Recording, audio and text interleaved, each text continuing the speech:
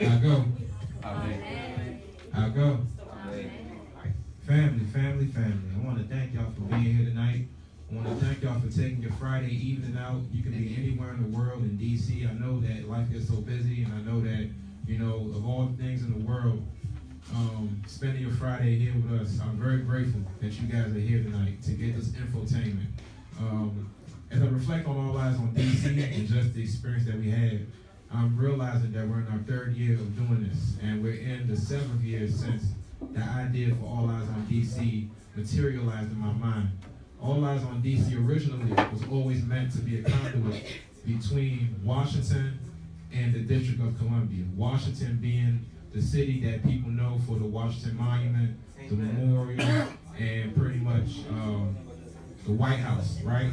And the District of Columbia being the place that native Washingtonians know, the home of Go-Go, Georgia Avenue, MLK, Ward 7, all of that good stuff pretty much. That was the original intent of All Eyes on DC, you understand? But as I got deeper into my African consciousness, I realized that there was a greater need beyond just appealing to people and helping them rise out of their ignorance at DC, because there's a lot of people who, no matter how much you tell them about DC, they do not appreciate DC for what it truly is and what the indigenous Washingtonians have made it, as well as those who came into DC and made it their home, and who have respect for DC enough to augment that culture with more Afrocentric culture. So All Eyes on DC is that platform pretty much to allow our people to talk about the issues that are affecting them, but also to highlight the positivity that they're bringing to our community. Because if we don't give it for ourselves, then nobody else is going to do it for us. And we're going to continue to walk in that tradition of being self-determined by creating a media outlet that will provide positive stories and inform our people. And there's no better time to do that than Black History Month. But I, as much as I respect Carter G. Woodson, am not necessarily a fan of the Hallmark version of Black History Month. I'm a fan of us transferring that ancestral knowledge day in and day out until it's something automatic, because it has to be automatic. And there's no better way of doing that than featuring people like Mama Kyna Clemons here, who can talk to us about the actions and the objects that were used to transfer that ancestral knowledge and were used to take our people out of bondage. And even before then, were used to tell stories and give directions, because as African people, we never really compartmentalized ourselves to one discipline. All of the disciplines were intermingled to create something that was very beautiful. So the answers to our questions are in these patterns that Mama Kyna and many before her and her contemporaries and those who come after her will complete. So it's imperative tonight that we better understand that, and that we understand the connection between what this woman has done and Black history in general, because Black history cannot be confined to just the schools. And for the young people who are going to DCPS, they're not getting too much Black history this year, especially considering the fact that their Black History Month is interrupted by a week-long winter break. You understand that? So if you're not getting the instruction at home, you're not going to get it at school for at least a week during Black History Month, if your school even has a Black History Month curriculum. Can I get an ashe? This is why it's very important that we stand up for ourselves. I've gotten to a point in my life, I'm turning 30 later on this year, I've gotten to a point in my life when I'm tired of just acquiescing to people's views of who I am and pretty much pulling out this white flag every time we have an argument, and I feel guilty about them not taking on my point of view. We're tired of that. You understand that? Because we got to follow the footsteps of our ancestors who had the keys. We got to start turning to one another. We got to start turning to our ancestral knowledge. We got to start understanding that some battles just aren't ours. And we got to understand that this battle, it goes beyond politics. We're talking about spirituality. We're talking about building and maintaining families. We're talking about keeping close-knit communities. And how else to do that than to create traditions and customs, or returning to traditions and customs that kept our families going. Let's get our kids off the social media and the computers and the phones, and let's get them quilting. And tonight we're going to talk about all of that. All right? Let's give Mama Kyna Clemons a hand, y'all. What do we have to give her a hand? She ain't even talk yet, but I just had to give that context to y'all to help y'all understand how serious this show is. It's not just about quilting. It's always beyond, it's more than quilting. We're talking about keeping traditions alive and making sure that our children don't walk the streets without values, because they're walking the streets without value. You ask a kid what they have value in, and they're telling you, I like chilling. I'm just doing me. And they don't understand. They don't understand. They don't understand. They don't take slavery and Jim Crow seriously. All they talk about is Donald Trump. Donald Trump is nothing to me compared to what my ancestors saw. Even my ancestors across the Atlantic Ocean, what they saw, it's nothing compared to Donald Trump. As a matter of fact, Donald Trump is a front for everything else that has happened. And until we get back to that ancestral knowledge, we are not going to understand that as Black African people. So with that being said, I'm going to introduce our guest for the night, Mama Kyna Clemons.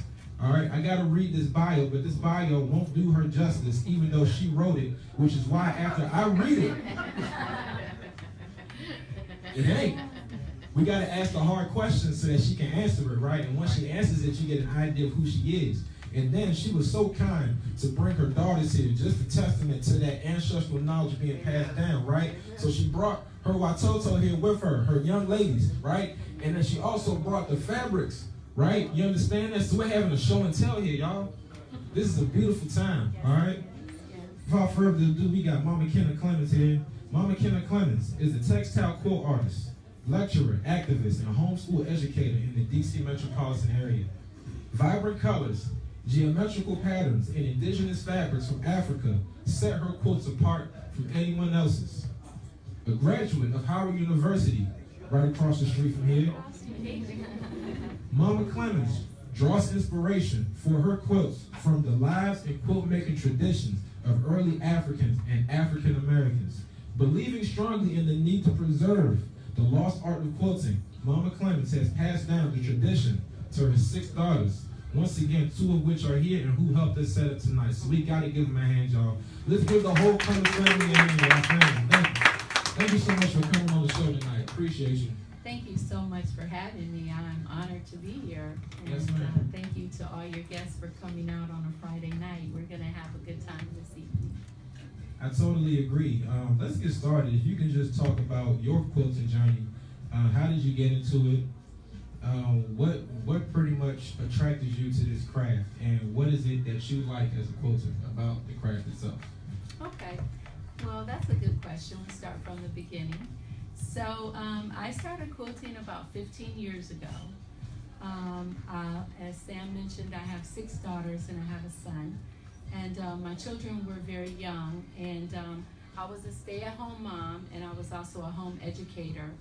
And so quilting was a creative outlet for me. I needed it more than I needed anything. So I became part of a small quilting bee, which we called Inner Peace.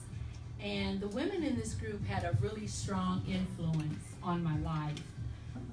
They helped me perfect my quilting craft, and while forcing me to define my own quilting style, because we were an eclectic group, but we had many things in common, but we also had our own individual artistic styles. So it was there in the circle of women, quilters, that the spirits of the cloth spoke to me on many levels. And so we shared together fabric and quilting traditions, projects, and patterns, but our lives were also intertwined and interwoven like the threads of the quilts. We celebrated holidays, births, even deaths and illnesses through the cloth. And so it was a strong sisterhood, Sam, that transcended the cloth. And I was encouraged to start my quilting business during that time, Giame Quilt Studio. So that's how I got started. Wow. Talk to us about, and I'm just listening to your response, and you're saying that, these quilts, they came up during different occasions. How did the occasion dictate the patterns in the quilts? So if somebody transitioned, was there a system that you had in your mind as far as, or you and your sisters, as far as picking up particular colors, patterns? It all depends on, like you say, the occasion. Like, for example, I was making a heritage quilt for my aunt who had had her leg amputated, and she was celebrating her 50th wedding anniversary. And so the spirits of the cloth spoke to me, and I used a variety of quilting techniques like applique, and I just tried to really express through the cloth my love for her and to celebrate her and my uncle for having been married for so long. So the occasion will dictate. Sometimes in the quilting bee, we would work on quilts together. And so we would do hospital quilts that we would take to St. Jude's Hospital for the children there. So in that case, we would use what we call novelty fabrics. We would use a lot of fabrics that had pictures of toys and crayons and things like that. So it just all depends on what you're looking for in the artistic expression. Definitely. And earlier I heard you mention applique as a Yes, applique is a technique, a quilting technique, and it comes from the French word to apply. And I have an example of applique. It's generally when you use, I'll talk more about this as I go along when I talk about the quilting history in early African American societies. But this is an example, Sam, of an applique quilt. The image is applied to, it's cut out the shape, in a particular shape. In this case, the flowers are the applique piece. This piece is called trumpet bloom. And so you can see the beautiful symmetry of the leaves, and all of this is by hand. It's applied by hand. How many hours would you say it took you to do Years. that? Years. Yeah, okay. it's still not finished. I think some of my kids have grown up and gone on to college, and I started this a long time ago. But you have UFOs. We call them unfinished objects, right? I know these sisters here are quilters. I remember you guys from Sandy Springs. Yeah. Yes, thank you for coming out. Yes. There you go ahead. She said unfinished objects. UFOs. We have lots of them. Yeah, but they're good to have because, you know, you come back to them. You never know. You put them on the shelf and you come back to them for such a time as now. Yeah. So in addition to applique, any other techniques that we should know about in particular? Yeah, let me talk a little bit about the Scraps of Africa quilting brand, and then we'll get into some real technical stuff on the quilts when I do show and tell. Yes, Is that ma'am. fine? No problem. Okay, great. So I want to talk to you this evening about Scraps of Africa. Scraps of Africa is my quilting brand, and it's an educational component of Giame Quilt Studio. So the Scraps of Africa Heritage Series offers engaging, interactive, culturally relevant workshops using quilts and fiber arts and other textiles to reconnect children, African children, to the beauty, truth, and grace of their African heritage. And so next month, I have the privilege of introducing my Scraps of Africa Heritage Series to a group of dynamic Black students in California at a Black Excellence Youth Symposium. And Deborah Watkins, she's the executive director of ABEN, which is a Black Educators Network, is the organizer and sponsor. Now, the phenomenal thing about this is I got to take all this stuff to California, and I get to really mold and shape these young children's minds through the imagery and the visual textile sensory application of my quilts. And the phenomenal thing is Anthony Browder, whom I'm sure all of you know is the phenomenal leader in our community who brings us the history from Kemet, our lost history. He and Dr. Chika Akua, Brother Hashim Jabbar, Kobe Wilkerson, and Dr. Stephen Hancock are all part of the Dream Team. And so they're making great strides in teaching, teacher training, and re-educating of our Watotos toward an African consciousness. And how long is this event in California? It's just a day. Yes, one day we have with the high schoolers. In your experiences, how have the youth taken to learning about quilting? Well, where are my youth? They're going through a rites of passage, Kiari and Sia. So maybe you guys can answer that question. I think that they're excited about it. I think when you bring something, Kia, like I said, I have 6 daughters and I taught all of them how to quilt. They weren't very excited about it because they would have preferred to have been doing something else. But in our home, it was a requirement. You have to learn how to quilt. And the same with Kiari, right? How do you feel about it, Kiari? And Sia. This is actually my daughter from, I'm her mother from another, I say daughter from another mother.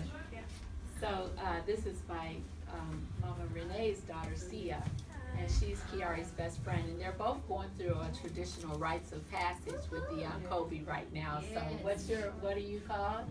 Suku today, And what does that mean? woman child. Okay, so you guys, Mr. Sam asked you a question. You want to repeat the question? Sure.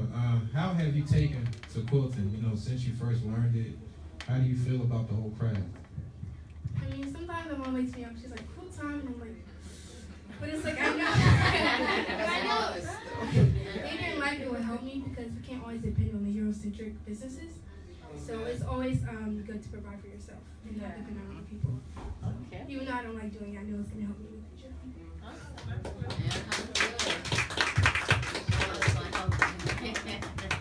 Also in Rites of Passage, we're actually doing sewing sessions, and we have to make full outfits.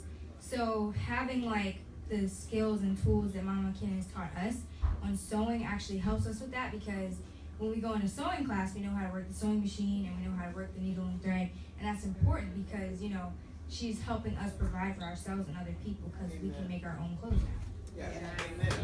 Whoa, hold on a second, hold on. Okay, so you guys, y'all did too well, so now we gotta keep it up here for a little longer. You did too well. So this rites of passage, you know, as much as you can tell us, what did the elders tell y'all? What part does, you know, the whole sitting together and sewing fabrics, what part does that come in your rites of passage? Why is it important that you guys have this communal time together, from what you can understand? I feel like it's important because we're forming a sisterhood, and it's just about like bonding and spending time together. Respect to that. Also, it's important, like Kiara said, we can't depend on other businesses and stuff, because if stores and like markets and stuff close down and you don't have a clothes supply, like that's not good. So you need to know how to provide for yourself and your family. And I feel like Mama Kyna and Rights, them providing that information and the skills for us to learn how to make clothes and stuff like that is important, because we might need it later on in life. Beautiful, that's beautiful. My brother Kenyatta, he's the creator of African Math. He said, as African people, we need to know how to feed ourselves, clothe ourselves, house ourselves, and educate ourselves.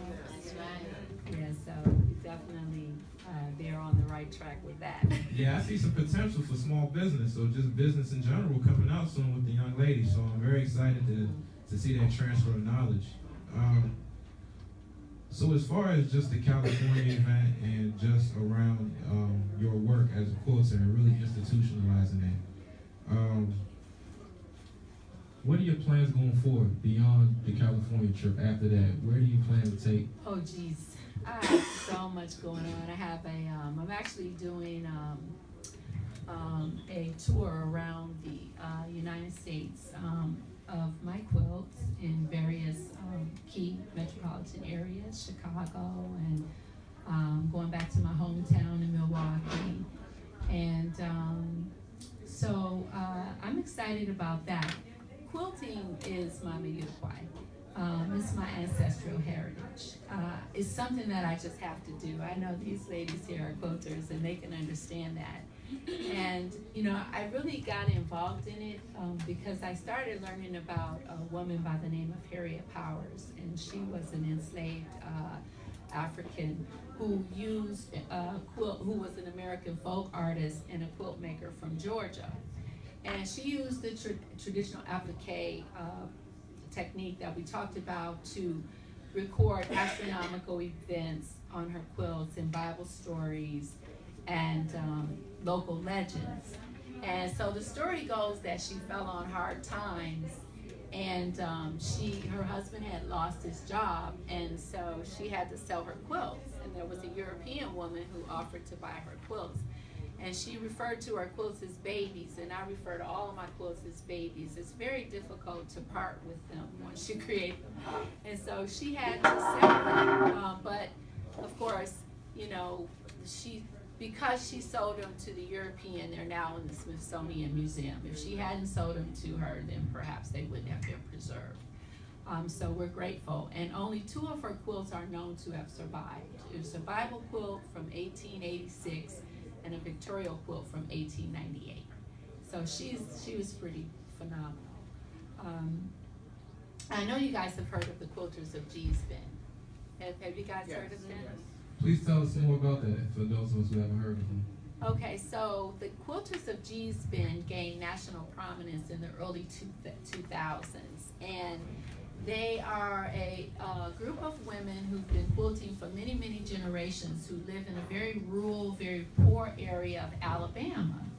And Alabama, and they're so isolated that they're surrounded by the Alabama River on all sides.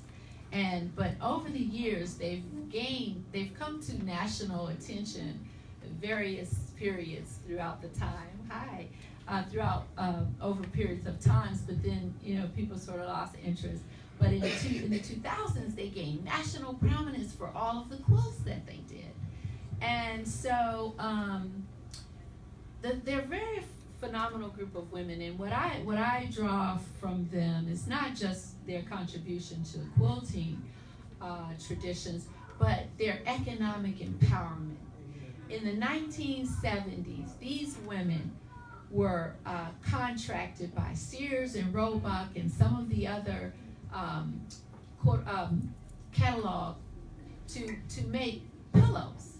And I don't know, I'm telling my age, I'm 56 years old, but in the 70s we used to decorate our homes with the green and the gold. Remember those colors? Who's my age? And so they would make these pillows out of green corduroy, avocado. It's called avocado. And the thing about it is that it was their way of providing economically for them, because they were very, very poor. But what they discovered was that it took the joy away from quilting, because then it became a job. And I feel like that sometimes too is like, because I have to mass produce, you know, it's just not fun. I'd rather create.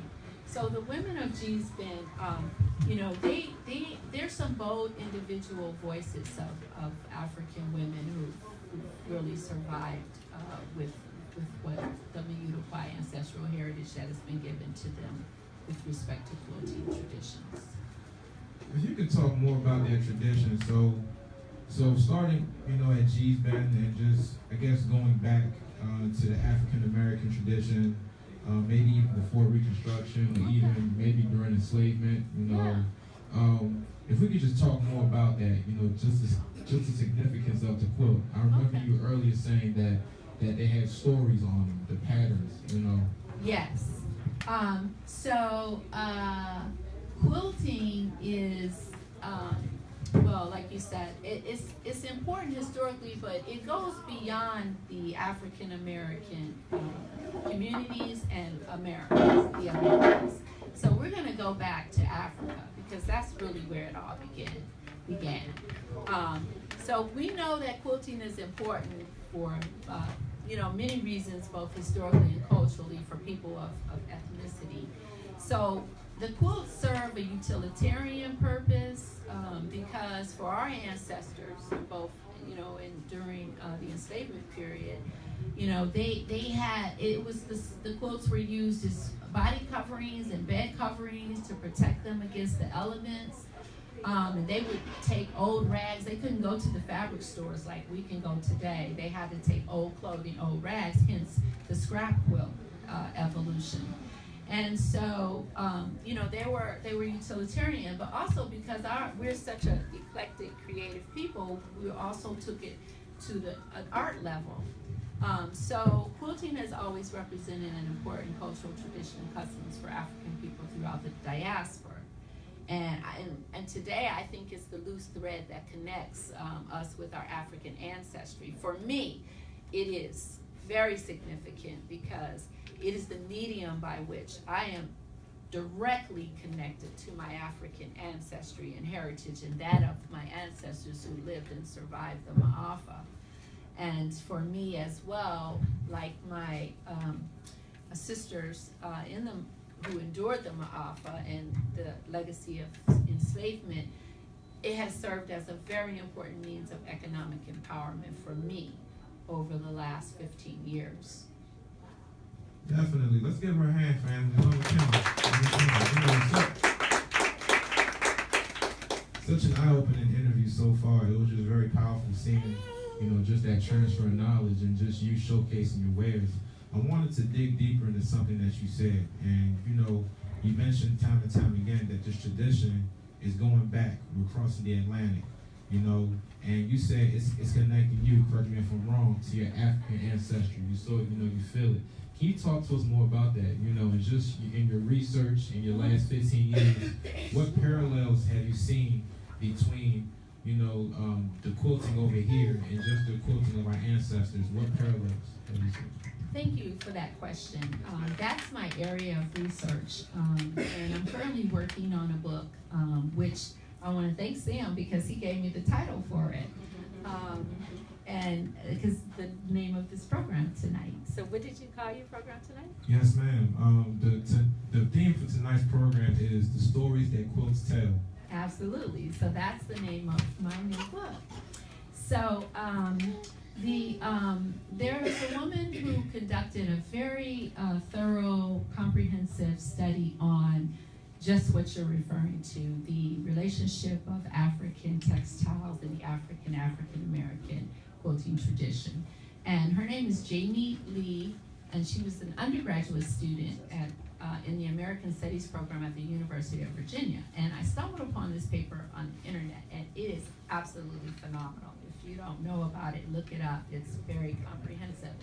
And it provides detailed information on African quilting traditions and their contributions to the Southern quilting tradition, which evolved during the enslavement period in the 1800s, 1700s. The textile traditions of African people, we know, are less documented than any other traditions like music, dance, for textiles.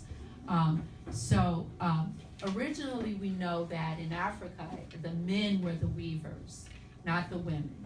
It wasn't until the Ma'afa and women were on the plantation that they began quilting as a means of providing clothing for the children of the plantation. And unfortunately, they did not receive any credit because it was always the mistress who received the credit. So there's no oral records of our quilting tradition.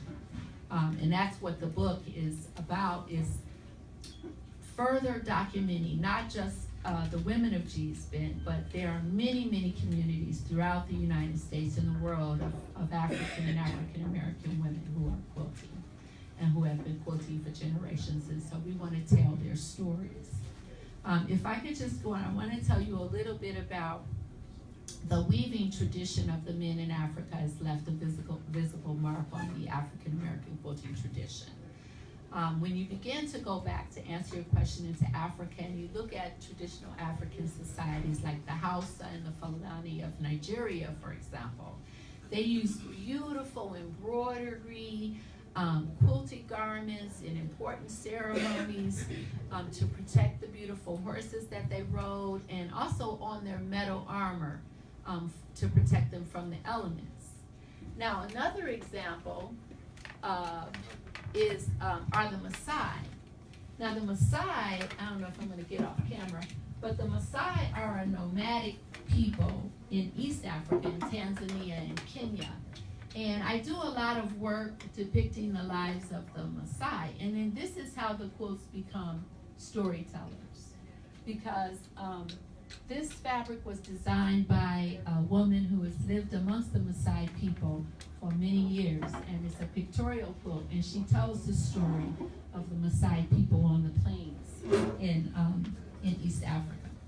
So to answer your question, we have a really strong connection with the African textile industry, and it comes out in the spirit of the cloth as we quilt and the things that we do. We see the connection. I'll say to that. I got two questions, and you keep spewing this great information and new questions come in my mind. I want to get to that quote in just a second. I see a whole lot of stories in there. I'm trying to interpret it.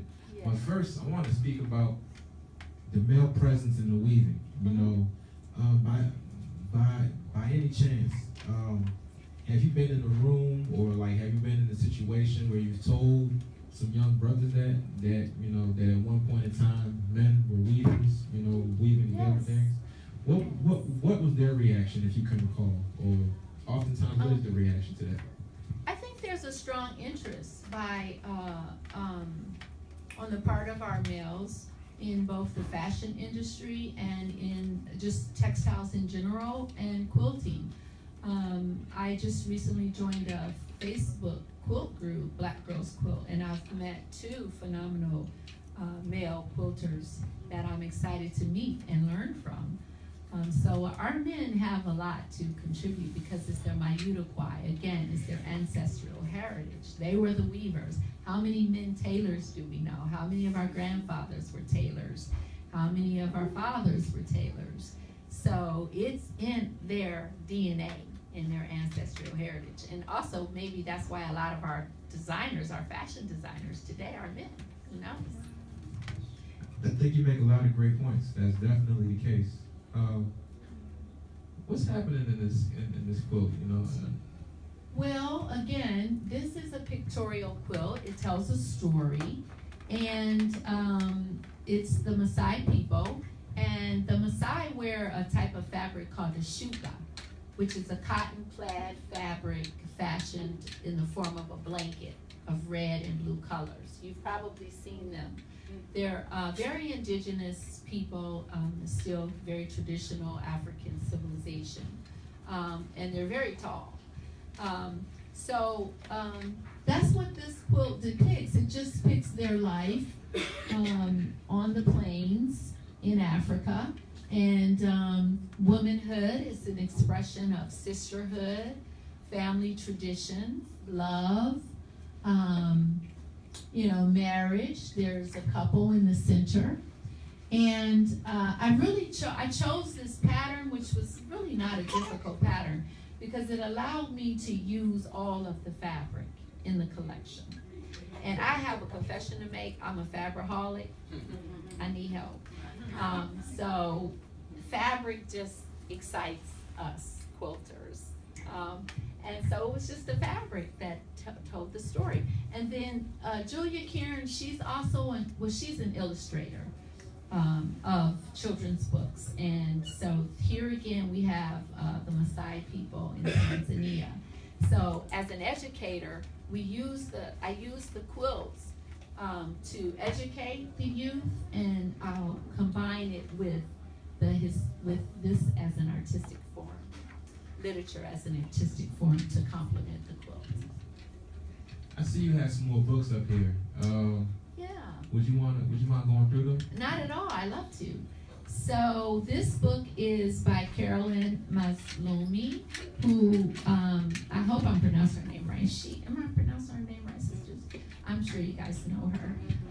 They probably better. These two right here need to be up here because they phenomenal quilters. You're doing an excellent No, job. they phenomenal quilters. They just came to check me out. Make sure I was on point. I was sharp. So I'm just real nervous, shaking in my boots. But no. But they're quilters, textile quilters. So this is Spirits of the Cloth. And this is a phenomenal book.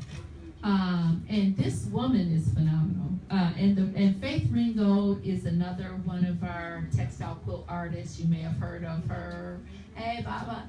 And Cresta Benberry, who's now an ancestor. These women were powerhouses. I mean, true queens when it comes to, reflecting our ancestral heritage in the quilting tradition. And so that's one of my books. I strongly encourage you to get it. It's beautiful, just wonderful pictures and stories and just absolutely beautiful. It's one of my favorite books. If you can find them, because I buy all of them that I can find on the internet. And this is a book called Follow the Drinking Gourd, which I like to talk a little bit about the quilts in the Underground Railroad if we have time. We definitely got time. School is free.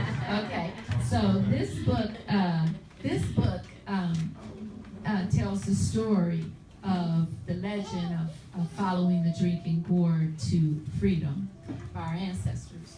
So let me get my notes here. Now, I want to talk a little bit about the quilt codes in the Underground Railroad. Now, contemporary research strongly suggests that quilt codes were used during the Underground Railroad to help enslaved Africans make it to freedom. And Dr. Blanche Smith Brownlee recently saw a lecture by her at the Sandy Springs Slave Museum. I don't know if you all know where that is. It's right on the other side of Rockville, and right in our own backyard. And if I could, I'd change the title of it to the African American Freedmen's Museum. Because they were freed slaves, enslaved. They were free. I don't like using that term, but you know what I'm trying to say. They were free. And so they have this phenomenal museum. And so that's where I met Dr. Blanche. And she has conducted extensive research in this area, validating that quilt codes were used to lead our ancestors to freedom on the Underground Railroad. Now, we sort of went on the defensive because there was a European woman who recently wrote a book who discounted all the theories that they were used on, quilt codes were used on the Underground Railroad. So we went on the defensive, but we know they were, okay? We know in our spirit that they were. So, for example, you have quilts with patterns that were named wagon wheel, tumbling blocks, bear's paw, and they appear to have contained secret messages. I thought I bought a block, but maybe not. They appear to have contained secret messages, again, that would assist the ancestors who were escaping to the north. So it's believed that there was an intricate system of codes were woven into the patterns used for quilts to help the escapees decipher along the Underground Railroad. And so it was a brilliant idea to use the quilts because, you know, we're just brilliant people anyway. It was a nearly undetectable method of leaving coded messages to the slaves who were enslaved people who were freeing. They would tell people which road to take, where a safe house was located, and where to find people who could offer food and shelter. And so, you know, that's a phenomenal story that we need to continue to tell our children. I might be reaching here, you know, I'm always thinking as you're talking, I'm listening at the same time. It sounds like this is in a long tradition of pictorial expression.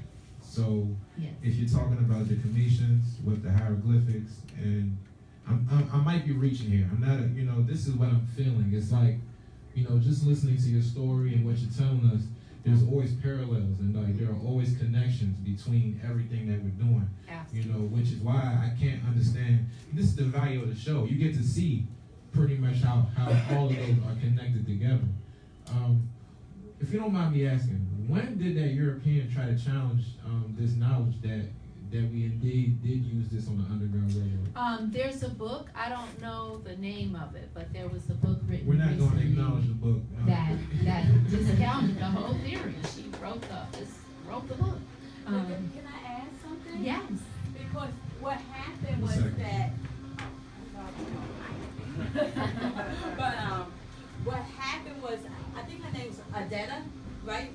The lady who told the story about how it was passed down to her by her family about the quilts being used on the Underground Railroad.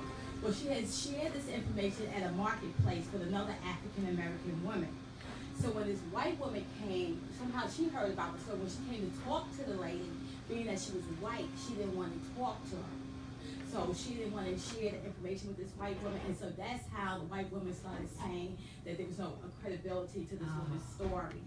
But, like, once again, as we know about Europeans, you know, Exactly. that's how our story got this. Wow. Wow. You asked me an important question. Okay, what was the question? Because I wanted to answer it. Man, I'm a rapper, so I got hits. Okay. Okay. Come on. What did it concern if you don't? You were asking about the picture. Yeah. You made some type of connection. I think you were trying to take to Egypt. Yeah, There you go, yeah, the yeah. connection. Yes, let me talk about that. Thank you, thank you. Okay, thank you. So to answer your question, there is a definite relationship and correlation between the Nile River Valley textile traditions and that of the African cultures and on the plains of Africa and throughout Africa, other parts of Africa. And I recently discovered this in my research, and this is an exciting thing, so it must be spirit that you're asking me this. So I discovered that there is a relationship between some of the images in the cloth some of the images of the Kemetic images on the Medu Neter in their clothing. Like a lot of times you'll see an image with one of the male pharaohs. He'll have bands on, like it'll be stripes, like the kente cloth. If I have it here, I want to show you. Yes. So if you look closely, go back and look at some of your pictures from Kemet. You're going to see this image here on their sleeves.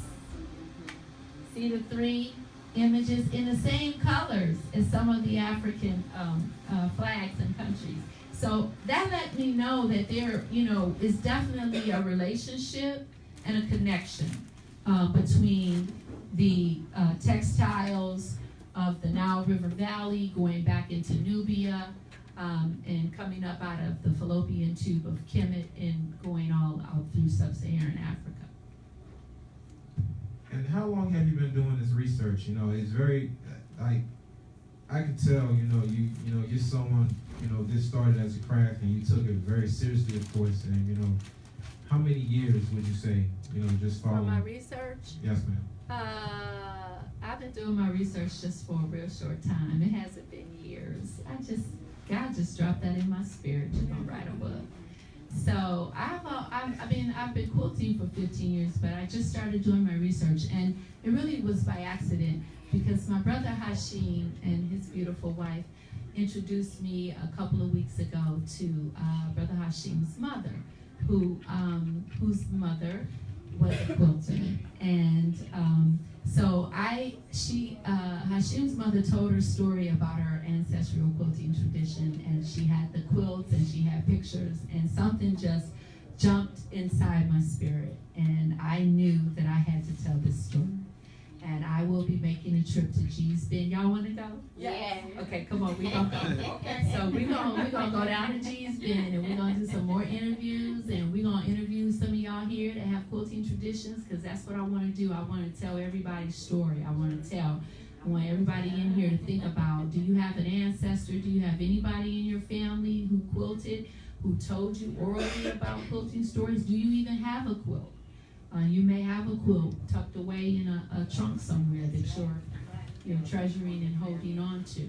I do want to show this block real quick. This is one of the blocks I did years ago. Excuse the glue. This is a UFO. I got frustrated with the quilt, didn't finish it, but it was for such a time as now. So this is one of the, probably one of the hidden quilt codes from the Underground Railroad. I forgot what this particular, but you see how it can encode a message? Do you see how the arrows are going up, down, right, left, north, south, turn here, jump over the bend? You can easily navigate somebody with this, depending on the way you position it. And they would put the quilts in the window. I think that speaks to our ingenuity as people. No matter what they try to do, we still found a way. It was like, listen, y'all, we're gonna divide y'all. Y'all can't talk to one another. Okay, cool. I'm gonna quilt this thing real quick. And, Because remember, a lot of our ancestors couldn't read. That's right. And so the symbolism just like when we look at, now we can see the relationship between the Akan culture and the Adinkra symbols, which I use a lot in my quilting as symbols, because good Lord, how many Adinkra symbols do we have? And they're so beautiful, and I love using them in my work. But that's a hidden code, because certain people don't look at my quilt business is called Giame. You know the symbol of the omnipotence of God. Who's going to know except for us? If, no one. That's how it's encoded, right? So, yeah. So, can I talk a little bit about Black Panther? Definitely. Let's do a You got time another check question? real quick. Okay. 9:06. All right, beautiful. How much time we have? We got a whole lot of time. Actually. Oh, a whole lot of time. We're gonna keep y'all all night. So what I was hoping is Q&A. We could start around 9:40, if that's cool. I'm assuming. I'm pretty sure we got some questions in the audience for people. Well, from people, right? Anybody got questions? Okay, cool. So around 9:40, we'll get started with the Q&A. Maybe about 9:35 or so. For the time being, we're actually going to go into the quilts. If you could just talk about the process as we talk about each quilt. Perfect. I sure will. So you want to start with Black Panther? Yes. Okay. Black Panther. Wakanda. Okay. So this is my Black Panther Liberation series. And this particular quilt belongs to a gentleman in our Pan-African community, Brother Kalichi. It's a private collection. And it's a fun quilt because everybody loves Black Panther, but Black Panther was so significant. Brother Anthony Browder breaks it down in terms of the cultural and historical significance of Black Panther for us. And so I just love it because it exemplifies Black pride, it exemplifies our warrior spirit, who we are as sisters and creative people. And a loving people and a giving people too. So, because we gave the world science, technology, math, everything. And so that's what this quilt exemplifies. Y'all like it? Yeah. What y'all think about it? And so I have been commissioned by a bishop in the African church in Chicago to make 5 of these. So they will debut in the spring sometime, and they will exemplify all of the colors that are reflected in the kente cloth, the beautiful new kente cloth coming out of Ghana, in which I'll show you real quick, because you want me to show. Yeah, I'll do show and tell. Can you hold that for sure? Okay, so we're gonna do a show and tell. This is the part where I get to, again, fondle the fabric, because I'm a fabricaholic. But I want to share with you, we talked about the production of the textiles on the African continent and how it really predated and preceded the Ma'afa, and it's a part of our Mayunakwai. But what's sad now about the issue is the Chinese and others are manufacturing African fabric, and they have basically put a lot of our African brothers and sisters out of business.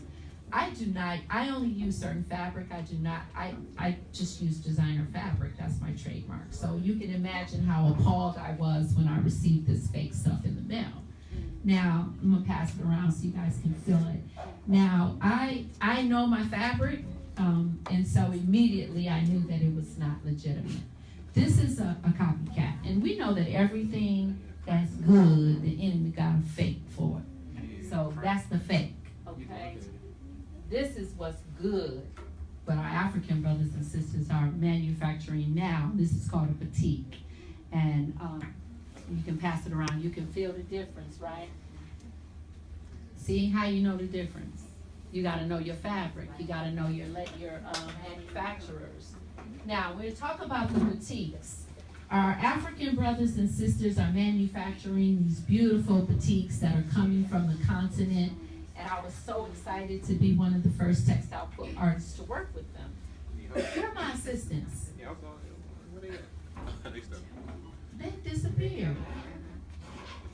Okay, so these I I am so excited about these fabrics. I didn't know what to expect when I started working with them. Can you hold the mic for Mom? I didn't know what to expect when I started working with them. And so let me show you the fabrics first.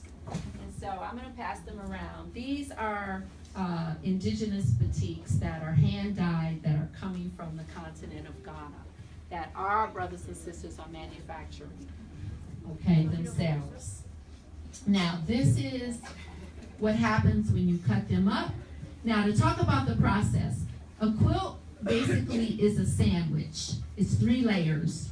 You have a top, goes this way. You have a top, you have a middle, and you have a back. And so this is a top that was just recently finished by my phenomenal intern. I designed it, and my intern, I'm going to give her a shout out. She wanted to be here, Caitlin Peterberg. Isn't she phenomenal? She put it together. I designed it, and I taught her how to put it together. And that's that transmission of that intergenerational knowledge. I'm so proud of her. Didn't she do a phenomenal job? All right, for Caitlin. And so how does it make you feel? How do you like the fabrics? It's very indigenous. At first it was a little strong for me because I was like, ooh, that's on, I feel like I'm on the plains, you know, chasing behind a zebra or a cheetah or something. But I really like it. I like it. Yeah. So that's one. Now, how about this one? I was really afraid of this one because this one, I'm a warm color person, so when I started working with all these brights, I was like, ooh, I was really out of my comfort zone. But here we go. How do you like those batiks? Yeah. Isn't that nice? Yeah, so we put them all together. And this pattern is called Steps to Freedom. And it's in honor of Nelson Mandela. And I took it a little further. Steve Biko and Thomas Sakar and all of our freedom fighters. That's when I do this. When I do Steps to Freedom, I think about them and their spirit lives on. Okay, and then we have one more, which I really like. I think this one's kind of sexy. Whoa. This was the pink and black. Yeah, that is like that though. I ain't gonna, yeah. That's... Can we get some pictures, Baba Dia? You got your phone? Yeah. Okay. So how you like this? Isn't that nice? Yeah. So the fabric is beautiful. And I don't know if you can tell, but this is the Chinyame symbol that I cut up. So this one is like powerful. This, yeah. So those are the batiks that our African brothers and sisters are indigenously manufacturing and now exporting. And I have an export-import business, and so I am so excited because it's going back to the economic empowerment because my brother, Dr. Samara Kamori, is in Ghana. He expatriated there. He's an expatriate doing some great things. And so he's my business partner, and I import fabric from him. I'm putting money in, other people's pockets, and we're doing it, and we're keeping it in our community. So it's a beautiful thing. Yes. Now this is a recent discover. I've been quilting 15 years and I'm excited to introduce this to the community. And if you guys know about this, let me know. You know what this fabric is called? No, that looks nice. Look at this. Open it up, baby. Look at that. Wow. That's nice. I am not the quilter of this. Oh, wow. So this fabric is indigenous to East Africa, and it is so vibrant and so colorful, and it's actually made in South Africa for the other countries, Tanzania and Kenya, and it's called Katinja, and it is just the most beautiful thing that I've ever seen. And here it is in a green colorway. Now, this is part of my inventory for my business, so I do market these, and this is where the economic empowerment piece comes in. So look at this. The saturation of the color and the fabric and the intensity is unparalleled. I haven't seen it in anything that I've worked with. So the Europeans have gone into Tanzania now, and they're employing the indigenous people there, and they're helping them, but they're making clothing out of this. And now they're wearing and draping our clothing and our fashions. I think I saw someone send me a picture of somewhere in Rockville in the mall. They were like a main 3 mannequins with, you know, adorned in African clothing. So, you know, it's a phenomenal thing to be admired and to be an influencer for the rest of the world. Now, real quickly, let me show you my brand, which is my Scraps of Africa brand that I talked to you about. And this is what I do. I take scraps, and these scraps, I'm so grateful, came from So Creative Lounge, Cecily Ham. Am I pronouncing? I don't know how to pronounce her last name right, but her name is Cecily. Do you know her from So Creative Lounge? Yeah, here you are, and Paulette. And so she donated these, and this is what we were able to do with some of her scraps. Isn't that phenomenal? And we mixed them in with some of the fabrics that the batiks. So that's again in honor of Nelson Mandela and our Black liberators. And then this is my brand also. And here you have very rare fabrics that you probably won't see again, put together in what we call on point 6-inch squares. Very simple pattern. I taught my daughters to make this pattern. It's very simple. But it's just when all of the fabric comes together, Sam, this is what tells the story. This is the story in the quilt. And then the back tells the story all by itself. Wow. Isn't that pretty? So this is also new fabric coming from Africa, and it's in the tradition of mud cloth on cotton.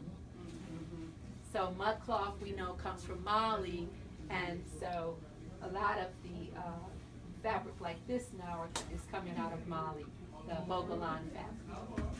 Okay, real quick, now, are y'all enjoying the show? Yes. Okay. So now I want to show you the, I'll show you these quilts. Now, these are a series that I did, and I managed to save 2 for myself, because I always sell everything, and then I'm left with nothing. So these 2 will go to my daughters. The more you give, the more you receive. Yes, oh yeah, that's the truth. But these I will never sell, and I will keep these for my daughter, because the fabric is very Oh, yeah, rare. that's nice. And, you know, I just don't know why, I mean, everybody wants this fabric, even today. And this fabric I purchased like 10 years ago. So this is a European designer, but he did a wonderful job of exemplifying our beauty as African women in this fabric. And it came in different colorways. So that's that one. And I think that's, let's see, what else do I have? Now this, of course, we talked about mud cloth. Mud cloth is so pretty. I haven't made a quilt out of it. It was very difficult to make a quilt. But this is comes from mostly East Africa as well, from Mali. And so this is a beautiful piece of mud cloth that can be used for home decorations or to make a jacket or clothing. And I import this and I sell it as well. And then finally, let me show you, here's some of the other textiles that come out of Africa, which you can use for home furnishings or just put on the wall. And this is the grass wreaths, and it's just absolutely beautiful. You can pass it around and feel the texture and look at the intricacy of the work within the textile itself. And finally, this is, did I tell you guys about, the fake Chinese? So you saw hold this, baby. You saw the copycat fabric, right? Well, here's the copycat quilt. Now, this really ticked me off. Does this look like any of my work? Can we have any? Okay, I'm on radio. Okay. So can we have anything to ourselves? Somebody needs to take a picture of this because this is a crime. This is really a crime. Okay? Right, sisters? You don't feel it, right? Leave it upside down. Yeah. So this will be used for moving. Like it'll sit in the back of my van. Little one was all curled up under. I said, you better get that blanket off of you. It's not even a quilt. Put it down here for moving quilts. So it's sad. We joke, but it's really sad because this is why our children are miseducated. Because they don't know the truth. They see something like this and think the Chinese created it and not even know that it's their African heritage. Yes. So this is the real deal. Okay. So Ashe, this is what is coming out of Africa. That there's a whole. The Dutch have been involved, but the Dutch wax prints are still indigenous African. Put it up. You can just open it up. So that's basically my. Oh, finally, I have one last one I want to show, which is. I want to give you an example of fabric coming from South Africa. Are you guys, my quilting friends, familiar with, am I saying it right, Seshwe, African fabrics? Gamma cats, 3 cats. Okay, this fabric comes from South Africa, and this quilt is called Watermelon from Africa, in honor of my brother Bomani, Watermelon Man. And so, I didn't know that watermelon was first domesticated in Africa. Did y'all know that? Say that one more time, please. That watermelon was first domesticated in Africa? I did not know that. That's why when, on the plantation, we love the watermelon. It's in our Mayutuquai, our DNA. So I named this one Watermelon from Africa.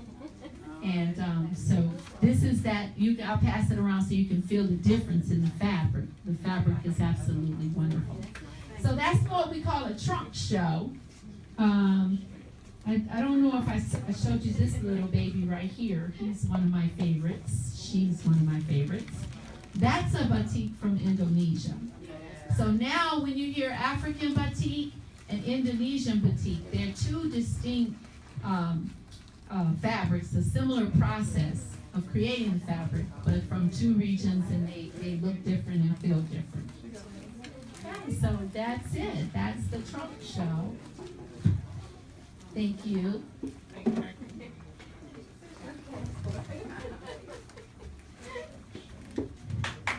Let's get exactly, y'all. Yes. You're louder than y'all. You're louder.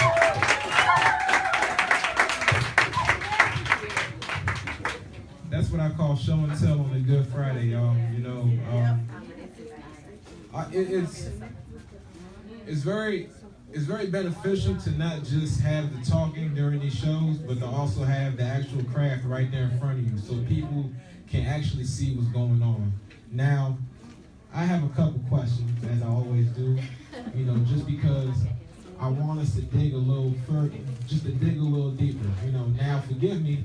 I'm a novice, don't really have quite the hands just yet for quilting. I think I do. I might, but if you could just walk us through the process, like how do we go from having separate fabrics to having such intricate patterns? And I know you said the process takes years, of course, but what does it take to merge those fabrics together?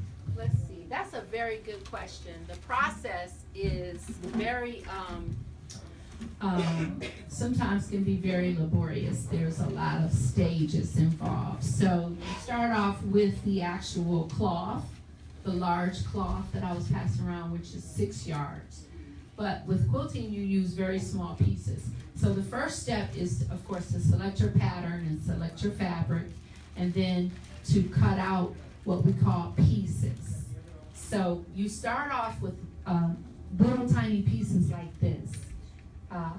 not for people who aren't really in the little tiny detail and minutia stuff, because you work with little tiny pieces that you sew together. And so the way this quilt was done, with Steps to Freedom, is you start off with a 4.5 by 4.5 inch square, and then you sew these connectors onto the black square, and you end up with what we call a quilt block. And one of these is a unit. And so how many units are in here in this block? Four units, right. And then it's the way you turn the position, the way you turn the block gives you the quilt pattern. So you can have a totally different quilt just in the orientation of the block. And so that's how it begins. And so you sew your pieces, your units together to whatever pattern, and that could take a long time. Like here are your 4-inch squares. And right now I'm not even able to quilt because it's very hard on your joints. And the last time I did some hand sewing, I must have gotten tendonitis. So we now have tools that help us do this so that we don't have to use what we call a rotary. I bought some tools, I don't know what I did with them. But yeah, so how do you cut the fabric? You cut the fabric with a rotary cutter. And that's why my thumb hurts, because you hold the rotary cutter like this and you're constantly cutting and constantly cutting. So it is hard on you. You start with the quilt top, and then the quilt is 3 layers. It's a top, a middle, and a back. And the middle is cotton, okay? I just felt today as I was going over my notes, like, what's the significance of that? I mean, our ancestors picked cotton. I mean, they picked cotton until their fingers were bleeding, and it was on the backs of our ancestors that this country was formed through the production of cotton. So that in itself is the spirituality of it and the significance of it for me as well in terms of the spirits of the cloth, because the second layer and the most important layer in the quilt is the cotton. And I only use a certain kind of cotton in my quilts, but as you can see, this is the cotton in the middle. And then the third part is the back. So you have 3 layers. You have the top, which this is a quilt top. You have the cotton, and then you have the back. And they say that it ain't a quilt until it's quilted. So you put those 3 layers together, right, sister? You heard that? It ain't a quilt until it's quilted. You put those 3 layers together, and then you begin the process of quilting. And then that's another laborious. It can take 2 days where you quilt to secure the 3 layers. Would you mind going through that one more time about 3 layers? Yes. So a quilt, think about a peanut butter jelly sandwich, or think about a bologna sandwich. It's not peanut butter, think about a bologna sandwich. It's a sandwich with 3 layers. So you have the top, the middle, and the back. Okay. So here's one little quilt block. So for example, this is a story quilt, and I discovered this wonderful art form on the internet. Another black quilter's name I can't remember right now, Gwen Merrickson. She is phenomenal. And so I just fell in love with her journal quilts, and I just make them all the time out of my scraps. And so if you look at this, you can feel the top, you can feel in the middle the cotton, and then you can feel on the back layer. You can pass it around. So that's it. Does that make sense, Sam? More than enough, thank you. Okay, great. Great teacher. Thank you. My next question, and I gotta give kudos to you just for you bringing out all the material tonight and just really breaking down the process for us. And the question that I have is related more to the labor and the production side of things, and just even building capital. So you said earlier that quilting, is a craft that takes many years, and at one point in time, you mentioned just the mamas from Alabama when they were able to work for Sears and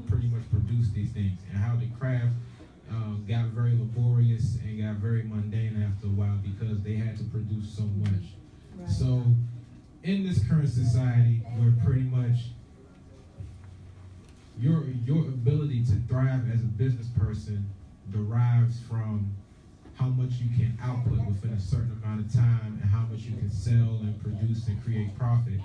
How can we as Black African people be competitive against, or be more competitive against, the Chinese, who are pretty much creating, these fake me out materials at such a quicker rate and at a much cheaper price? Because I'm assuming, just based off what I've seen, these wares oftentimes they might cost more, and rightfully so. Nobody is against lowering the price, but when you're talking about people who, from day to day have to mind their finances, how do we become more competitive in a field where the Chinese and the other people are just undercutting us with their fabrics?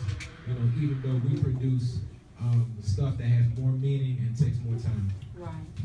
Thank you. That's a very good question. First thing we have to do as African people is control the material means of production.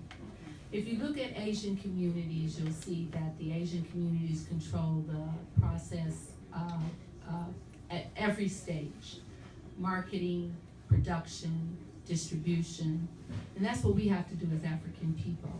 And I'm glad you asked because, like for example, we have to buy Black.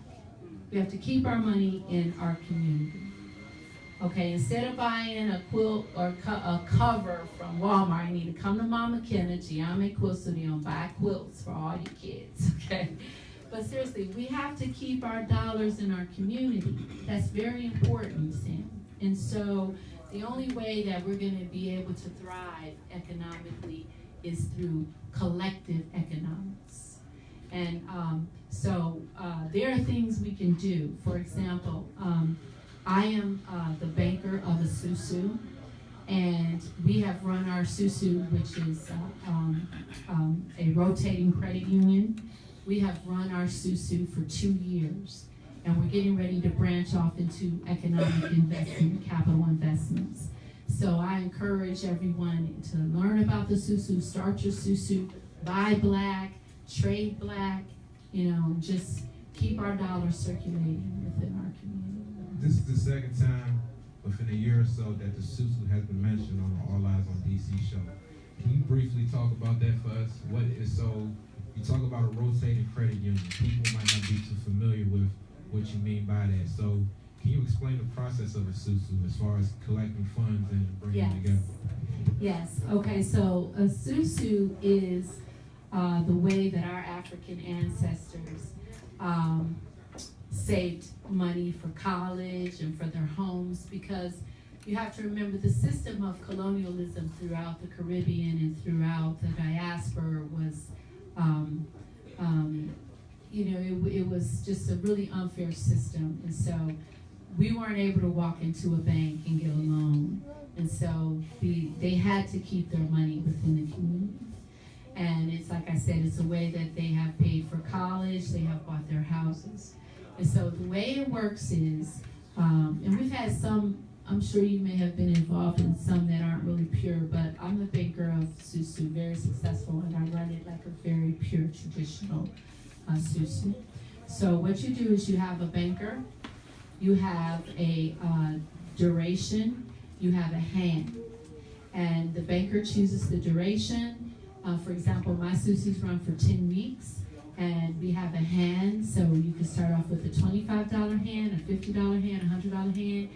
We have people in our Susu who are doing, this is weekly, you do a weekly hand for 10 weeks.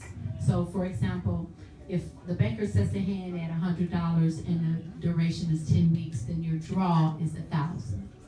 So every Saturday or whatever you set for your collection date, every 2 weeks, ours is every week, because we want people to get out of the bi-weekly system of being paid every 2 weeks. You should be generating wealth all the time, every day. Money should be coming in every day. You should be able to generate some money on a Saturday and not wait till payday.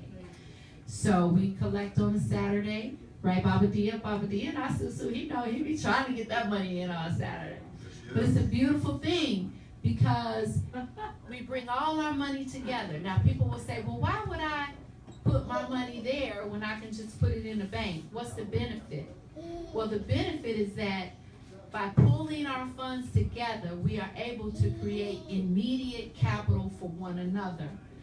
And a loan, a micro loan. And I can tell you, that's how the Asians are doing it. How do you think they opening all these beauty store supplies? And because they come to the table, there are 5 or 10 of them, they say, come on, they come to the table with $10,000 every Saturday. You got 10 people, $10,000, that's $100,000. Okay, brother, you take the $100,000 and you go open up another shop. But then the next Saturday, you got to bring that hand back so that it keeps rotating. And that's the way the susu works. Hey, let's It's give him a powerful. hand for that. It's powerful. Yeah, it's really powerful. And susu is about discipline. It's about commitment and discipline and trust. Because you have to trust one another. And I have to be trusted. Now, I've run the susu over a year now. And we pay out, as a banker, we pay out. My members know. They call in the middle of the night. Mama Kyna, I need a payout. Within seconds, you get your money. So I was trying to explain, I don't know if I was clear. So you get in advance. So you get your say you do $100 hand every Saturday and the susu runs for 10 weeks. And week 2, you're going to Jamaica. So you say, Mama Kyna, I want to take my hand. Week 2, you get your $1,000. Well, how much money have you put in? If it's week 2 and your hand is $100. $200, but what was your advance? 1,000. You get the 1,000, you get your 200 back. Yes, you got an advance of 800, but you get 1,000 back. But then what you got to do next Saturday after you finish your trip? You got to pay that money back for the next, how many weeks? 8 weeks. 8 weeks. So how many people are in it, like if it's 10 weeks and it's 10 Fluctuate. Nope. Okay. And this is where I've seen the models that are not pure. It doesn't matter how many people you have because your hand is your hand. Well, you have to have enough people to generate the income, certainly, and pay out. But in terms of your payout and what you put in, you're in the driving seat. It's your hand. My children contribute. So they do $10 a week. My striving college son, what was his draw? $100. So it's just all about creating that discipline. Because when you pay yourself every week, I'm telling you, you get so used to paying yourself, generating income, and then you just walk in by faith, and not faith is what you know, and then the divine spirit just pours out his blessings. My community is just so blessed, and we respect and honor. We've never had anybody who doesn't pay, and we just honor the tradition, and it works for us. And we're getting ready to do some serious things. We want to start a college investment fund. We want to start capital development. We want to take part of our money. And Brother Wakesa, if you're listening, I give him a shout out. He's my hero out of Atlanta. His community has run a susu for many years. And I mean, they are doing it. They are really doing it. Where are they? In Atlanta. They're in Atlanta. So we're asking all of our established susu communities who are out there who are listening, we need you to give us some of that intergenerational knowledge. We need you to pass it down so that we can continue the tradition of susu, so that we can have economic empowerment for not only ourselves, but for the millennium generation. Because we can't depend on Trump. We can't depend on the American government. Malcolm told us, Dr. King told us, we have to have, Dr. Claude Anderson tells us, we have to have the ability to produce our own goods, to sell our own goods, and our dollar has to stay in our community. Do you know that the black dollar circulates within the community a few hours? 6 hours. You guys probably heard the statistics. And then how long does the Asian dollar stay in their community and the Jewish dollar stay in it? A few weeks, I think. Days before it turns over. And so we're doing it. That's the good news. So I want to give you this example. So how y'all like what I got on? Yeah, is this nice or what? Check it out. This was made by my sister and my business partner, the phenomenal international fashion designer, Anna Tico from Ghana. So I give her a shout out tonight because she keeps me feeling good and looking good. Because when I put her clothes on, something happens. I feel like the queen that I am, not the slave that they said I was, like the pickaninny running around the plantation in rags. You know, because this texture represents our royalty. When we were kings and queens in Africa, in Mali, when Mansa Musa was giving out so much gold, he upset the Egyptian economy. So that's what the spirit of the cloth represents for me. Is that okay? So my friend here, Mildred Baldwin, she's a designer, an artist. These are her bags, and they are so beautiful and so spiritual. And they really have all these elements that really heighten your strivings, you know. As you move into the day, you're highlighted and heightened. My question is, it's a fabulous product. How do we advertise and make sure that people know about it? Just like I never heard about your designer until now. I never heard about you until now. So, but if I wasn't here, I wouldn't know. Right. I know there's the Buy Black movement. Yes. And I know, too, that even with them, they have a lot of things, but they don't have like coconut oil or shoes or a lot of products that I need and I want to have. It's like when I walk around the city where Benjamin Banneker designed, it's a different feeling than when I'm walking around the city in another area, or when I walk in Harlem versus when I'm walking in Midtown. It's a whole other thing, our energy. It speaks life and it speaks love and so many other things. So how do we begin to generate a reputation base? Like, we know the quality is really great. We know like a brother Kwame, I bought his hats and I had him sign them. And so every time I walk around, people say, "Who did your hat? And where'd you get that hat?" And I say, "You know, the name's there." You know, I'm working on finding ways to. There are many ways. There are many ways to get your product out there. Of course, with the internet now, the sky is the limit. You can have a website. You can do Etsy, which is an online platform. I don't put my quilts on Etsy. And here in the community, we have pop-ups. Like I said, I travel around the country now, vending. I love it.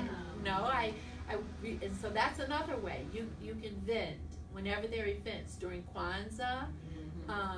And so that's how you get your product out there, and then word of mouth.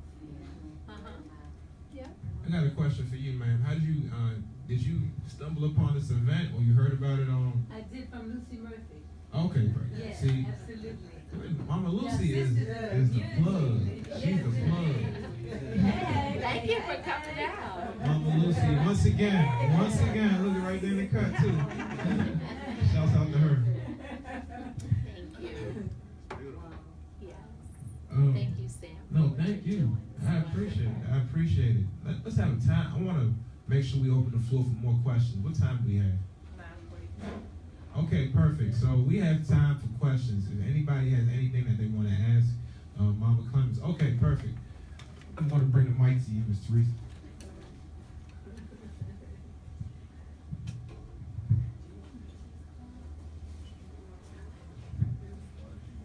First of all, I want to thank you so much for your presentation and for you coming out, giving us this exposure of our culture.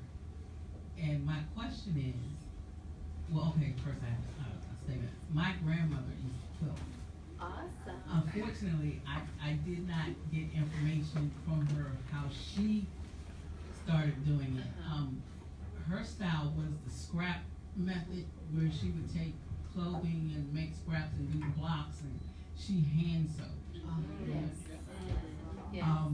And when you talked about the layers of the quilt, she had a top layer, and then she had several layers that she would make in the middle and then in the back.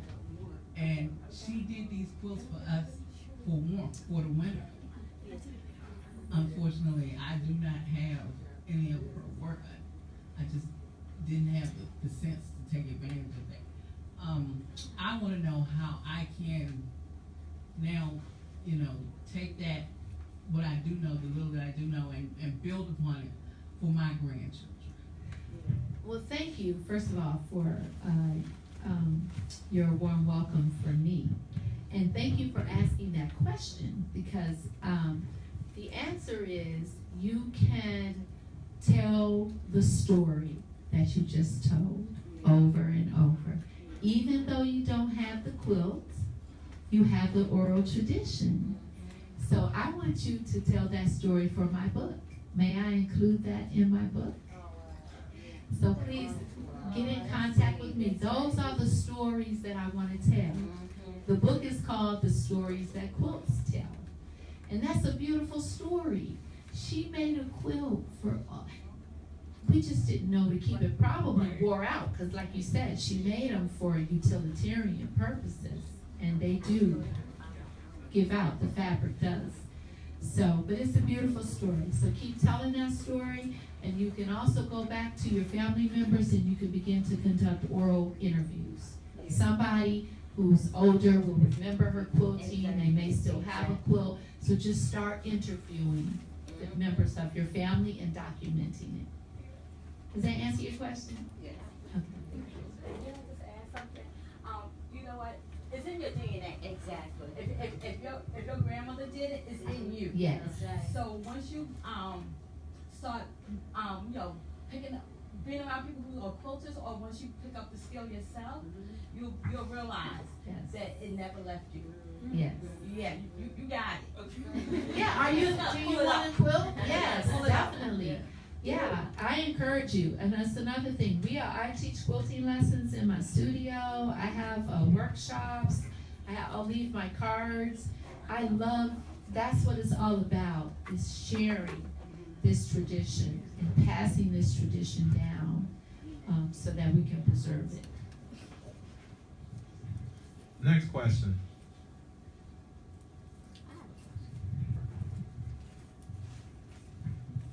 Good evening, family.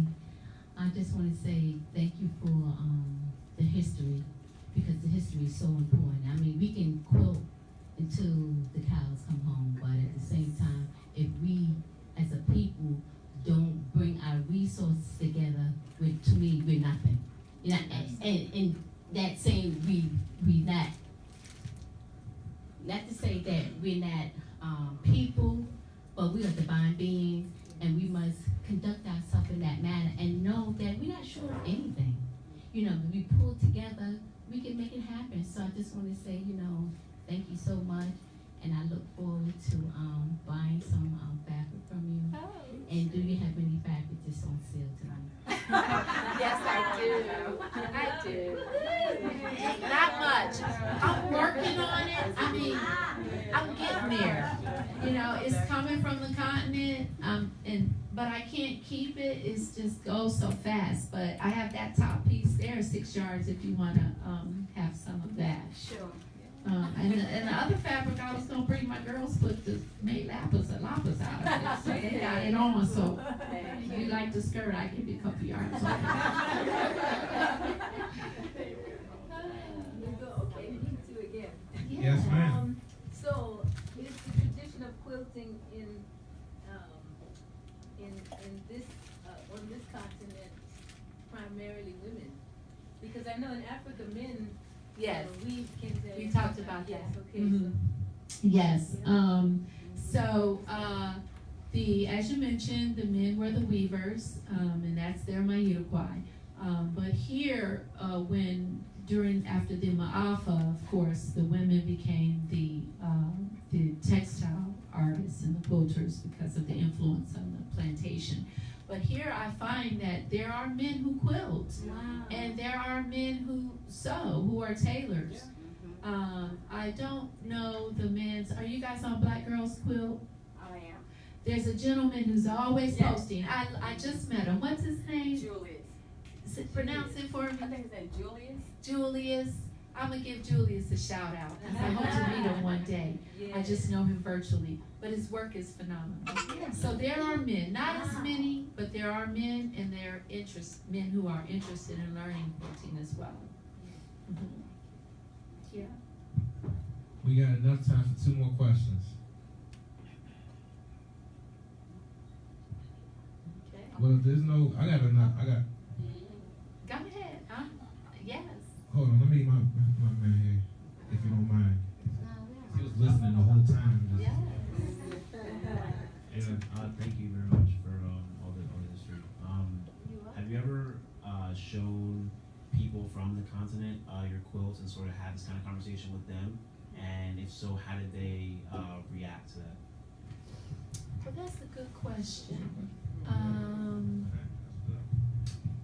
I don't think that I really have. My new friend, Anatiko, the fashion designer, was amazed when she saw some of my quilts. I don't think that she's ever met anyone in America who's actually taken the cloth from her country and produced what I've produced. But no, we need to build more relationship with our African brothers and sisters in this area. Yeah, and we're doing that. We're doing that because we're going back to Africa. We're taking the knowledge that we have. And that's what I want, real quick, I want to talk about Dr. Sheikh Anta Diop, because Dr. Sheikh Anta Diop talked about the Wahimi Misi. And so I'm very encouraged because we are in the middle of the Wahimi Misi, which is an African consciousness. He talked about that in the 50s.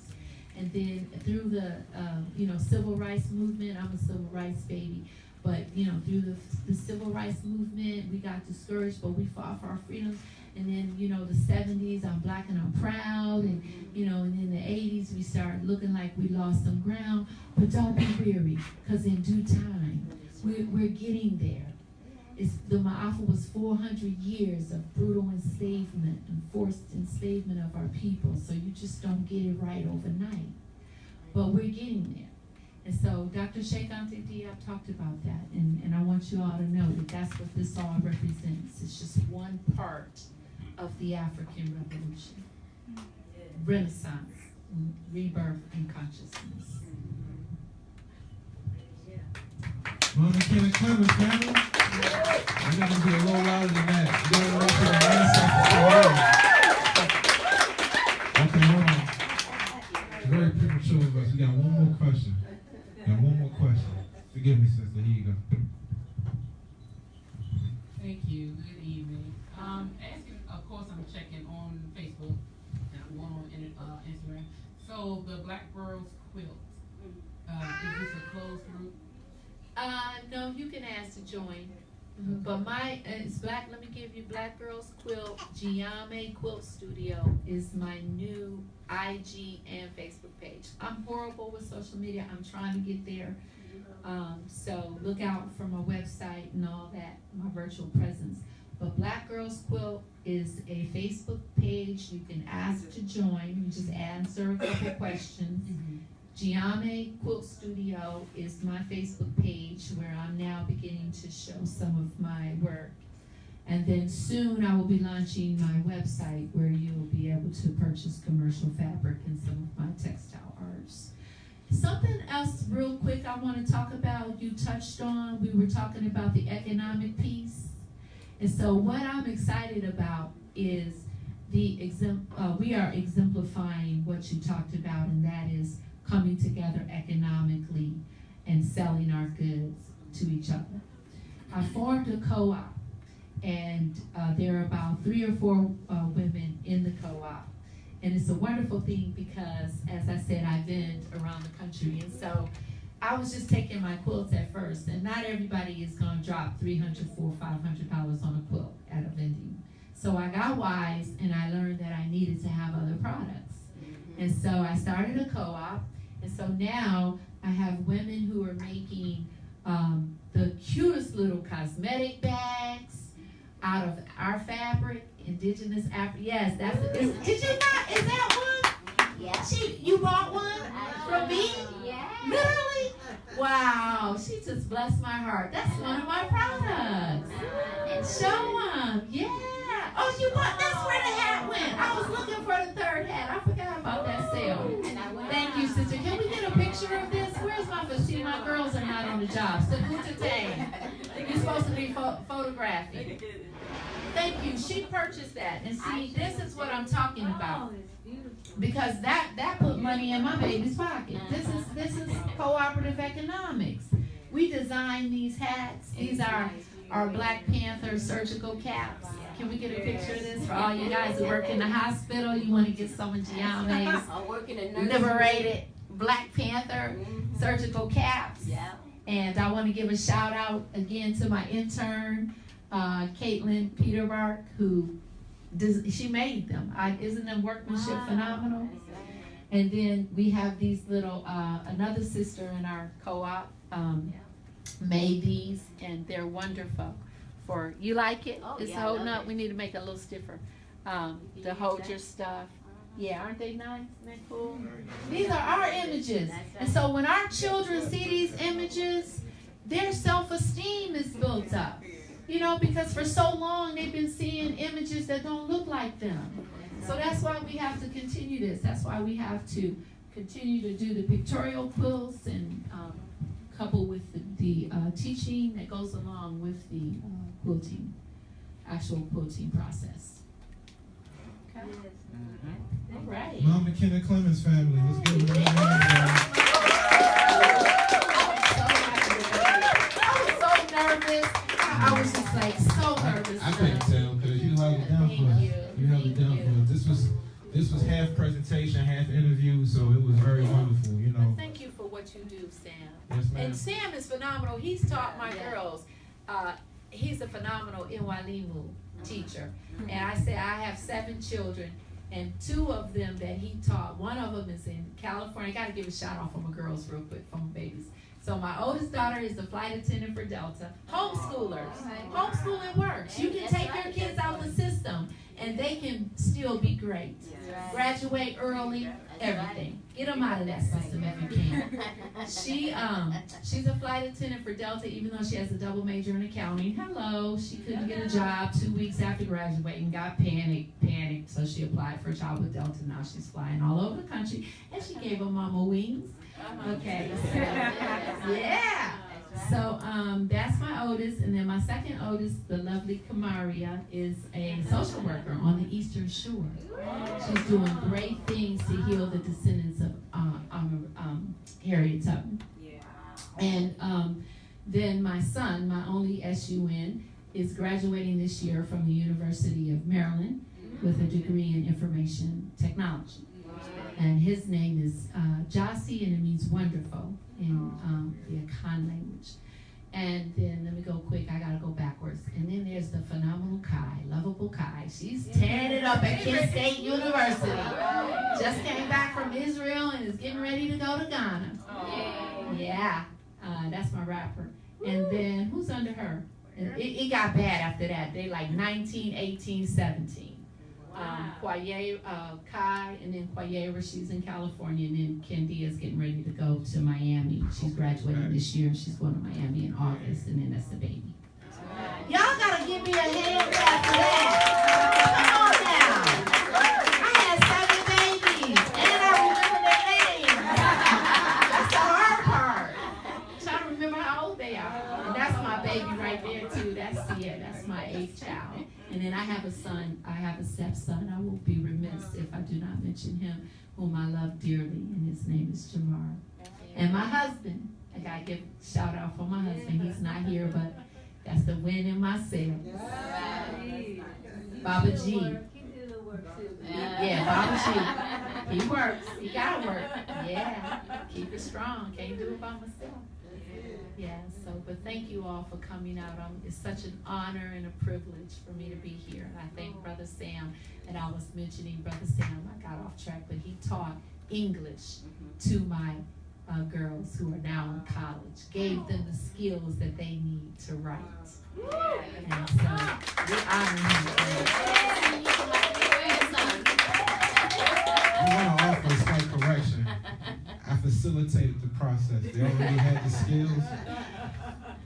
When they write, I just point to little things here and there, and they caught on quick.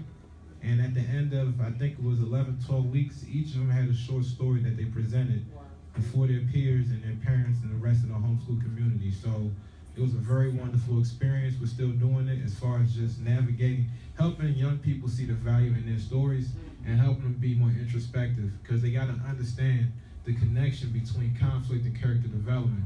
What is it, this short story that's in your life, this short conflict, what is the conflict, whether it's internal or external, and how do you change as a character?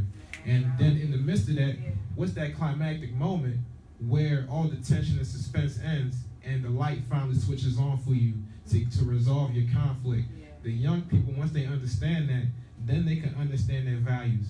Then they're no longer slaves of the system. Then they set their own rules. The book that I'm reading right now that my illustrious partner, life partner, gave me, right? I come Monday when I read the book, I found a new definition for sin.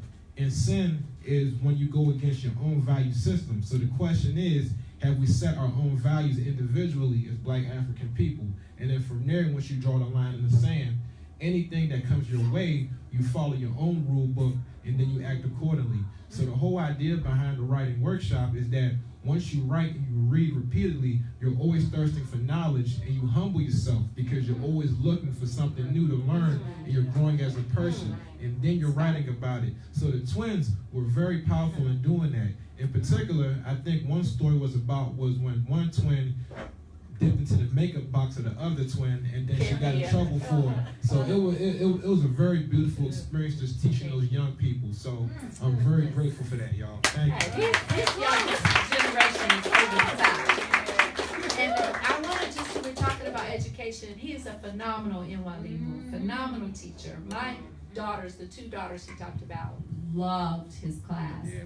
I want to share one final thing because since we're talking about education. And Baba Dia knows because in 2015, my husband and I started one of the first African-centered classical homeschool communities in Maryland. And it's called Children of the Sun. And we ran that for 2 years. And God birthed an African-centered curriculum out of that we're getting ready to, it's getting ready to hit the streets. And I have to admit, I mean, of course I wrote it, but this thing is just like over the top. If you're looking for curriculum for your children, because what it does is, now it's called the Children of the Sun Classical Homeschool Curriculum. And it's 3 parts. Look out for it because it's going to hit the market soon. It's a CD, we have audio, CD, and we have flashcards, and we have a curriculum guide. And what it does is it takes all of our African history and heritage and culture that was left out of the traditional school book from pre-dawn of century. And it brings the whole the knowledge missing from the textbooks, the whole historical timeline. It brings it to our children in a quick, compact, 13-week curriculum. And it's 8 categories. African proverbs, African history, heritage, and culture, African math that my brother brought back to us, rediscovered. It's just phenomenal. We have geography, and it's something that the children, is designed for the Watoto because we have, I wish I could play one of our songs, because we have music that's a rhyme that goes to it. So you learn your history to rhyme. And you know, that's how we learn as African people. We have rhythm and rhyme and music. And so it's going to be phenomenal. When it finally gets out there, it's already out there because I got people beta testing it, and we beta tested it for 2 years in our homeschool community. So, and the beautiful thing about it is it was a cooperative effort. Baba Bomani Amari is producing it. He's the executive producer. He did the music. But all of the homeschooling communities came together, and the Sankofa community that has been around. My sister, I would be remiss, my dear sister and friend, Mama Monica Uzi. You know, we came together. Some of the Sankofa scholars did the recordings, and we even have the Malcolm X drummers on the CD. So Becky Ume from Nigeria was also the executive producer and one of our artists. And so I'm just excited. I'm just excited because my older children did not have this. I mean, we were straight up everything came from a European perspective. We studied their history before we studied ours. And I'm not saying it in a mean or evil way, because, I love all people. But the fact of the matter is that if we don't know who we are and we don't know where we came from, and if we believe that our history began with the Ma'afa in bondage, then we're not going to be able to fulfill our Mayudapai and achieve all the greatness that God put in us, the divine spirit, and the letters put in us for humanity. And so we've got to take a step back. We've got to pause and say, y'all, this ain't about y'all. This is about us for once. And stop copying our fabric. Okay? So let's just be us and keep it moving, and then you're going to end up with enough time. Let's give Mama Kyna Clemons another hand. And give yourselves a hand. Can we give ourselves a hand? Because you guys are phenomenal for coming out. Yes, ma'am. I got a few announcements to make. So once again, we're going to circulate the sign-in sheet. This is a means for us, for y'all to keep abreast of what's happening with All Eyes on DC. Very simple. Whose first time is it being here on this show, at this show tonight? Please raise your hand. All right, very beautiful. Thank y'all. Thank y'all for coming out. I'm really looking forward to hopefully seeing y'all once again. We got some regulars in the audience as well, some people who came a couple times. Shout out to Brother Ahmed, Sis Najee, in the audience. Sis Taisha, right? All right, I see some other regulars, and Mama Lucy in the audience. She's the plug as always. Resident All Eyes on DC songstress, her and the Black Workers Chorus. We appreciate y'all. Brother Ben here behind the camera, held it down since day one, day two. This is a family affair, so I think I'll see somebody in the back. Who's that? Okay, never mind. All right, so. Who's the chef back there? Exactly. Who's that chef making that good food back there? Let's give a hand to Brother Tensai and the folks in the cafe at the same time. So they hold it down. The owners of Sankofa have been very gracious since I reached out to them 3 years ago about us doing this in this venue. It was a perfect fit, and it's a testament pretty much to the power of cooperative economics and just really merging all of the essence of everything that we are. So you get to come in here before the show, get you a nice book. During the show, you get you some tea, get you a vegan sandwich, a vegan pizza, get you a panini, whatever you want, right? As you get to enjoy the show. So it's just beautiful seeing the knowledge and the money circulate. And now, in the interest of paying bills and just making sure that the lights stay on in terms of the show, we're going to just kindly ask, as we pass around this bowl right here, this board, if you can just put $1, a couple dollars in, whatever you got. Going to take it around. And I'm also going to pass around the sign-in sheet as well. This is very important because I want you guys to stay abreast of what's happening with All Eyes on DC. So if you haven't done it already, if you can just sign the sign-in sheet. Now, I want you guys to pay very close attention because come next month, right? Next month, you guys are the first to hear this. Next month, we're going to have Brother Anthony Browder on this show. Okay, we're going to have him on this show next month.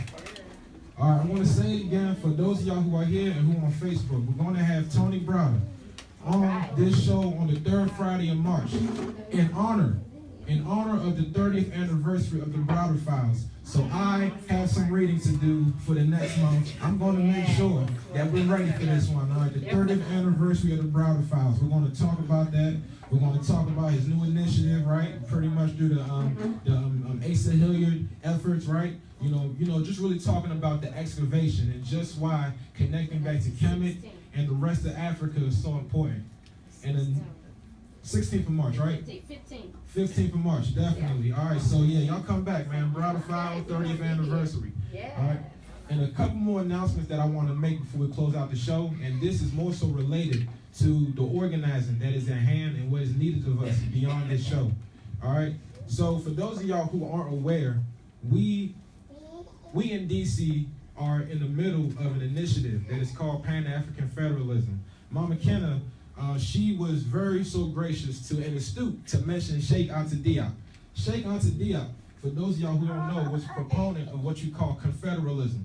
Confederalism talking about the political unification of African states. So after 1958, when Ghana received its independence, And thereon, when the other African countries pretty much fought back their European colonizers, it was a question of where do we go as African people? Do we maintain our autonomy as separate countries, or do we all come together and relinquish some sort of power to make sure that we're all unified? Unfortunately, we went the other way.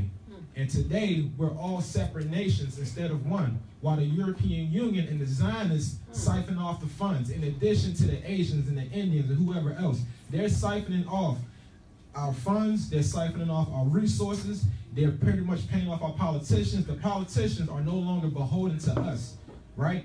Especially the ones, particularly some of the ones who fought for independence, right? They're still in office fighting amongst themselves for the power. And it's the same thing here with the CBC and the other powers that be. So it's a question of how we're going to unite politically in the grassroots to make sure that we get that power back to us and to pressure them into making a united African states that includes the 6th region here in the United States where the Maafans are and the children of African immigrants are. How can we all unite politically? And that is the question of confederalism, as Sheikh Anta Diop pretty much addressed. But it's called today Pan-African Federalism. And this is an open invite to those of y'all who are interested to attend a meeting tomorrow morning at Shaw Library at 11 a.m. All right? We got Sis Najee here. We got Brother Ahmed here. We got the youngest Pan-African Federalist sitting on Sis Najee's lap right here, right? Okay? So, over the last month or so, we've compiled 7 action items or 7 goals. And the idea of federalism is that you're not going to do extra. It's not another organization. Never that. We're doing too much as people already. The idea is to organize. So we have 7 goals lined up. Where do you fit inside of that? What services do you provide? What's your craft? What's your calling? The idea is that you continue doing what you're doing, but you do it with keeping in mind that you fit within Pan-African Federalism, and whatever you do can sync with whatever I'm doing, whatever Ahmed's doing, whatever Najee's doing, whatever Taisha's doing, whatever Mama Lucy's doing, and so forth and so on. We are now organized. The Urugu have out-organized us in every facet, and we're too reactive. It's time to get proactive, family, and that is what Pan-African Federalism speaks to. Getting the power out of the AU, which for too long has pretty much sold us out to the highest bidder. They're taking out loans time and time again from the Chinese while our people go hungry. In Ethiopia, they don't even own teff anymore. They're telling us that the Dutch made teff. The teff that makes injera. You guys hear me? You can't even, we don't even own teff, the Ethiopians. All right? So we got to change all that, y'all. Yes. Which brings me to my very last point. And, you know, I'm going to shut up after this, but I'm very passionate about this stuff. The idea is that it's about organization, you know. So if you guys want to talk about the federalism piece and what else, and the other thing that I'm going to talk about, by all means, you know, let's talk briefly after the show in terms of exchanging information and going on from there. Now, the last piece that I'm going to give y'all is related to what's on my shirt, all right?